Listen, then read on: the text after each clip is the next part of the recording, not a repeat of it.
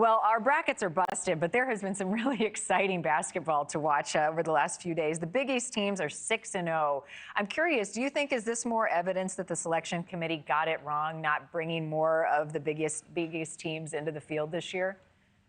Not necessarily. I know that everyone looks at the record in the first two rounds and says in reverse, hey, we should have done this, they should have done that. But the truth is, none of those Big East teams that got left out were great teams. You throw all the bubble teams in a bag and you try to parse little differences between them. It's a hard job. Look, I don't think Virginia should have gotten in. They got in, but maybe Pitt should have been in instead. They got left out from the ACC as well. So I just think, look, you can always go back in hindsight, but the top of the Big East was really strong this year.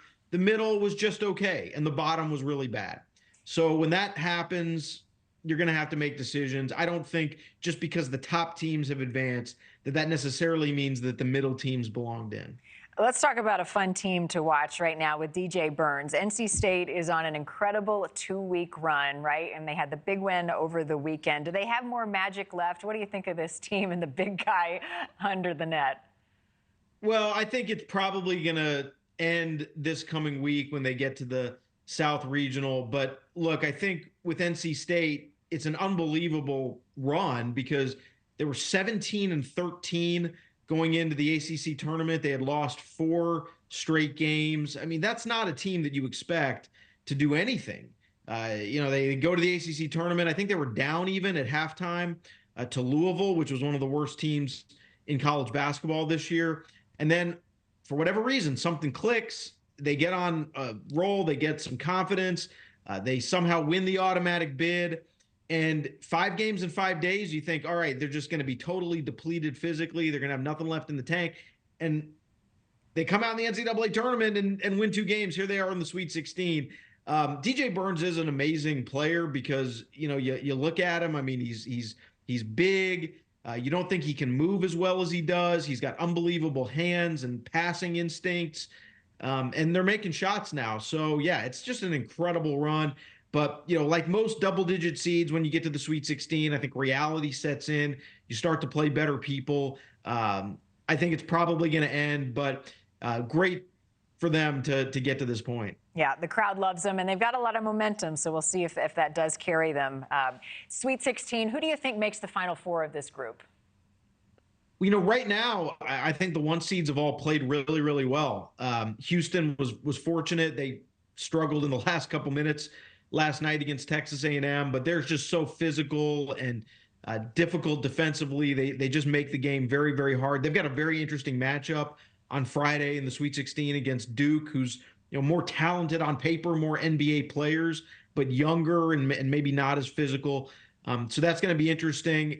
If North Carolina and Arizona play in the Elite Eight out in the West region, that's going to be a heck of a game. Arizona's probably going to have the home court advantage out there on the West Coast. So I kind of like one of those two.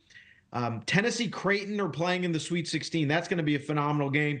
Winner will probably play Purdue in the Elite Eight. I mean, Purdue, Zach Edey, 2-time National Player of the Year. Is this finally their time? They haven't been to the Final Four since 1980, but they're going to have 2 really tough games. So I think the only team that I really love to get there is UConn. UConn's played everybody off the floor. They've been dominant.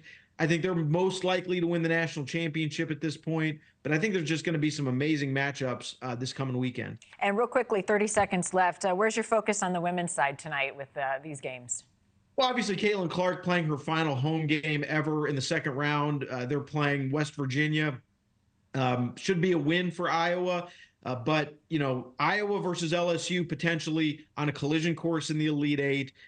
Rematch of national championship last year. That's what everybody wants to see. A lot of intrigue around LSU and Kim Mulkey and this Washington Post story that's supposed to be coming out soon. So really interesting to see how both teams respond if they do meet in the Elite Eight. Yeah, she's pretty fired up off the court. We'll see how that plays on the court. Dan, thank you. Appreciate the time.